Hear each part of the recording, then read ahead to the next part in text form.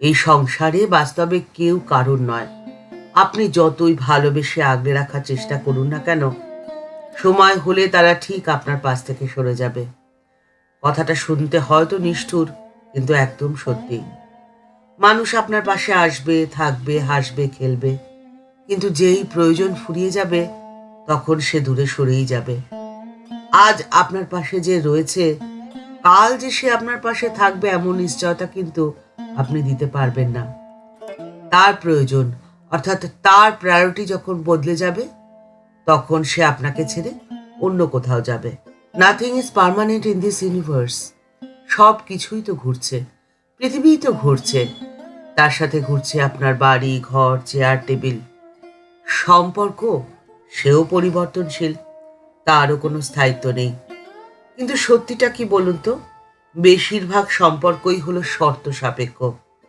যতদিন আপনার প্রয়োজন রয়েছে, আপনার দরকার রয়েছে, অর্থাৎ আপনি দরকারি, ততদিন আপনি খুব গুরুত্বপূর্ণ মানুষ। কিন্তু যেই মুহূর্তে দরকার ফুরিয়ে যাবে, তখন থেকেই অবহেলা করা শুরু হয়ে যায়। এতে আপনি যদি মনে মনে তাকে দোষারোপ করেন, তাতে যে আপনারই ক্ষতি। দোষারোপ করার কিচ্ছু নেই। আপনি দোষারোপ করে আপনার জীবনের সময় নষ্ট একদম করবেন না। আপনি যদি এটাকে স্বাভাবিক বলে মেনে নিতে পারেন, তাহলে আপনি ভালো থাকবেন। কারণ তখন আপনি জীবনের প্রকৃত সত্যটিকে উপলব্ধি করতে পেরেছেন।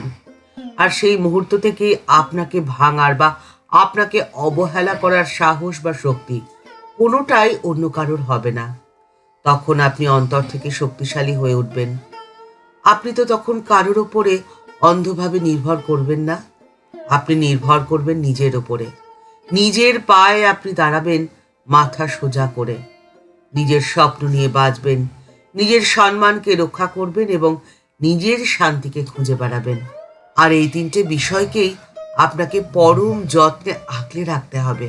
আর সেটাই হলো সব থেকে বেশি বুদ্ধিমানের কাজ। আপনি জানবেন যে এই সংসারে কেউ কারণ নয়, প্রত্যেকটা মানুষ একা। কিন্তু তা বলে তার কোনো সাথী নেই এমনটা তো নয়। আপনি তো নিজেই আপনার সব থেকে বড় সঙ্গী। আপনার আর অন্য কারো সঙ্গীর তো কোনো প্রয়োজনই নেই। আপনি যদি নিজের ওপরে ভরসা রাখেন, তাহলে পৃথিবীর অন্য কারোর ওপরে ভরসা রাখার আর কোনো প্রয়োজনই হবে না। আপনি যদি নিজের ওপরে বিশ্বাস রাখেন, তাহলে সেটাই আপনার সব থেকে বড় বিশ্বাসের স্থান। সে তো কোনোদিনও আপনার সাথে বিশ্বাসঘাতকতা করবে না। আর আপনার অন্তরাত্মার মধ্যে যার অধিষ্ঠান রয়েছে, তিনি তো সব সময় আপনার পাশেই রয়েছেন। আপনার কিসের ভয় বলুন তো? আপনি অপার শক্তির আধার। আপনার মধ্যে এমন শক্তি রয়েছে যে আপনি মানুষ থেকে নিজেকে দেবত্বে উন্নীত করতে পারেন। কিন্তু কিভাবে? কি সেই পথ? সেই পথের সন্ধান রয়েছে ঠাকুর মা ও স্বামীজির ভাব ও আদর্শে। শ্রীমা সারদা দেবী, একটি নামই যে যথেষ্ট। শ্রীরামকৃষ্ণ গত প্রাণা শ্রীমা সারদা দেবী প্রত্যেকের কাছে একাধারে স্নেহময়ী মা, সঙ্ঘ জননী এবং দয়া স্বরূপা ভক্তি বিজ্ঞানদাত্রী, স্বয়ং জগন্মাতা। তার পদতলে আপনি যদি নিজেকে সম্পূর্ণ সঁপে দিতে পারেন, তাহলে আপনার জীবন ধন্য হয়ে যাবে। আপনি অনুভব করবেন তার অস্তিত্ব আজও অমলিন রয়েছে। গিরিশচন্দ্র ঘোষ ঠাকুরের কাছে বায়না ধরেছিলেন যে পুত্র রূপে তিনি তাকে পেতে চান। ঠাকুরও কথা দিয়েছিলেন, আর ঠাকুর সেই কথাও রেখেছিলেন।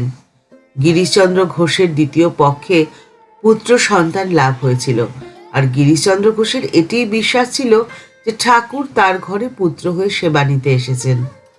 গিরিশচন্দ্র ঘোষ সেই পুত্রকে পরম যত্ন সহকারে আগলেও রেখেছিলেন। কিন্তু নিয়তি নিষ্ঠুর। নিয়তির করাল গ্রাসে সেই পুত্র সন্তান গিরিশচন্দ্র ঘোষের থেকে হারিয়ে গেল।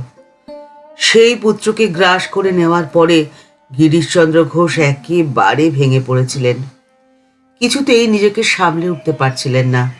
অস্থির, অশান্ত, দিগ্ভ্রান্তের মতো এদিক ওদিক ছুটে বেড়াচ্ছিলেন। এতটাই মুষড়ে পড়েছিলেন যে তার জীবনটাই যেন স্তব্ধ হয়ে গেছিল।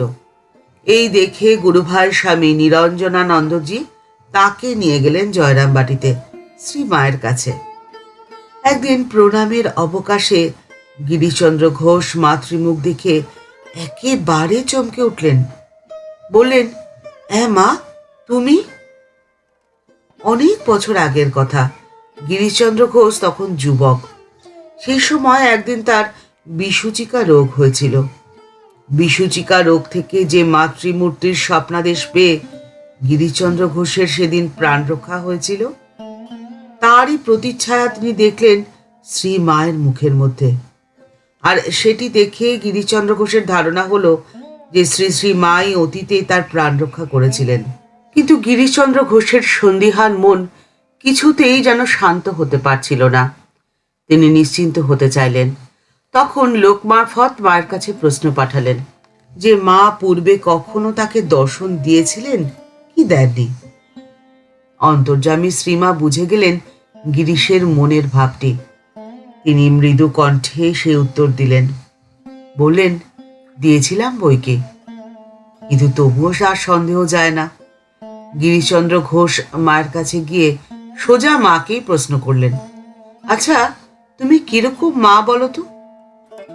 মা তখন অত্যন্ত ধীর, শান্ত এবং দৃঢ় কণ্ঠে সেদিনকে বলেছিলেন, আমি যে সত্যিকারের মা, গুরুপত্নী নই, পাতানো মাও নই, আবার কথার কথা মাও নই। আমি সত্য জননী। মায়ের মুখ থেকে এই উত্তর শোনার পরে গিরিশচন্দ্র ঘোষের মনের নীলাকাশে যে সামান্য মেঘ জমেছিল দ্বিধার সন্দেহের, সেই কালো মেঘ যেন চিরকালের জন্য উড়ে গেল। আপনি যদি খুব মন দিয়ে মায়ের মুখের দিকে তাকিয়ে থাকেন, আপনি লক্ষ্য করে দেখবেন আপনার গর্ভধারিণী জননীর মুখের প্রতিচ্ছবি আপনি মায়ের মুখের মধ্যে খুঁজে পাচ্ছেন। কারণ শ্রীমা যে প্রত্যেকের মা। আপনার জীবনের দুঃখে, বিপদে, অসময় আপনি সব সময় তাকে আপনার পাশে পাবেন। আর মায়ের কাছে গেলে পাবেন আপনি অপার শান্তি। আর আপনি তখন কখনো কোনো পরিস্থিতিতেই নিজেকে একা বলে মনে করবেন না। এই জগৎ সংসারের কেউ আপনার পাশে থাকুন আর নাই থাকুন, আপনি যখন চাইবেন মাকে আপনার পাশে আপনি ঠিক পাবেন। যেখানে ধূপ জ্বলে সেখানে তো ধোঁয়া ওঠেই। আপনি যদি মন থেকে মাকে আপনার পাশে চান, তাহলে আপনি লক্ষ্য করে দেখবেন আপনার মনের মধ্যে তিনি কেমনভাবে বিরাজমান হয়েছেন। আপনার মন যতই অস্থির অশান্ত থাকুক না কেন, মুহূর্তে শান্ত করে দেবেন মা তার স্নেহের পরশে। এই বিশ্বাস, এই ভরসা আপনাকে যে মায়ের ওপরে রাখতেই হবে। তাহলে আপনি অনেক ভালো থাকবেন, অনেক সুখে থাকবেন, অনেক শান্তিতে থাকবেন। ঠাকুর মা ও স্বামীজির চরণে প্রণাম জানিয়ে আজকের পর্ব এখানেই শেষ হলো। দেখা হচ্ছে পরের পর্বে। আজকের পর্বের উপস্থাপনা যদি ভালো লেগে থাকে, লাইক বাটনটি প্রেস করে দিতে ভুলবেন না। আপনাদের করা একটি লাইক আমাদের পরবর্তী ভিডিও বানাতে অনেকটা অনুপ্রাণিত করে। আর আপনি যদি এই চ্যানেলে নতুন এসে থাকেন, তাহলে চ্যানেলটিকে সাবস্ক্রাইব করে বেল বাটনটি ক্লিক করে দিয়ে অল বাটনটিতে ক্লিক করে দিতে পারেন। তাহলে এই চ্যানেলে ভিডিও আপলোড হলেই আপনার কাছেই সবার প্রথমে নোটিফিকেশনটি যাবে। সবাই ভালো থাকবেন, সুস্থ থাকবেন। দেখা হচ্ছে পরের একটি নতুন পর্বে। নমস্কার।